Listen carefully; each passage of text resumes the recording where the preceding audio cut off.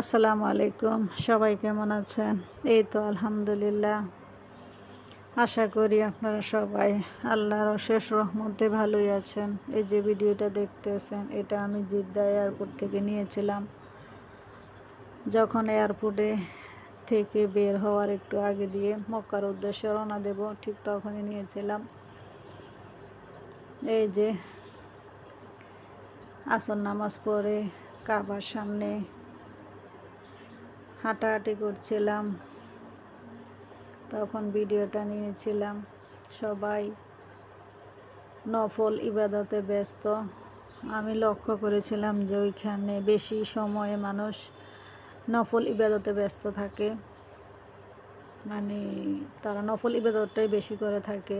মক্কা এবং মদিনা দুই জায়গায় আমি এটা দেখেছি, সবাই নফল ইবাদত নিয়ে ব্যস্ত। আল্লাহর কাছে শুকরিয়া যে দুইবার আমি সৌদি আরব উমরার উদ্দেশ্যে বা উমরা করেছি, গিয়েছি।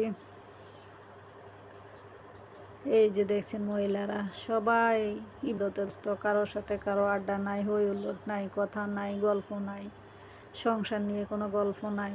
সবাই আল্লাহর নিয়ে ব্যস্ত, আল্লাহর ইবাদত করায় ব্যস্ত।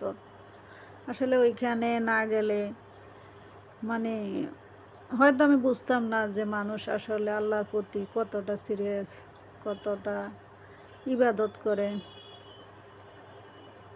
মানে ওইখানে যাওয়ার পরে আমি বুঝতে পারছি আসলে আমরা মুসলিম, আমাদের প্রচুর আমল করতে হবে, আল্লাহর ইবাদত করতে হবে, আল্লাহকে সন্তুষ্ট রাখতে হবে। আল্লাহ শুকরিয়া যেভাবে রেখেছে, যে অবস্থায় রেখেছে আমাদেরকে, আমরা আলহামদুলিল্লাহ বলে আল্লাহ শুকরিয়া আদায় করতে হবে।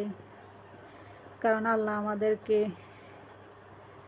এই দুনিয়ায় যাই দিয়েছে, পাঠিয়েছে, এর জন্য আমরা আল্লাহ শুকরিয়া আদায় করতে হবে। কারণ কাকে কি দিবে, কি যোগ্যতা দিবে, সেটা আল্লাহ নির্ধারণ করে পাঠিয়েছে এই দুনিয়ায়। তো এই যে আসর নামাজের পর সন্ধ্যা হয়ে আসছে। এই যে এখানে আমি হাঁটতেছিলাম, আমি আমার নিজের একটু ফুটেজ নিলাম। আসলে ফুটেজটা নেওয়ার সময় আমি ক্যামেরাটা ছোট করে দিয়েছিলাম। তো সবাইকে ধন্যবাদ, সবাই ভালো থাকবেন, সবার জন্য শুভকামনা এবং দোয়া রইল। আল্লাহ হাফেজ।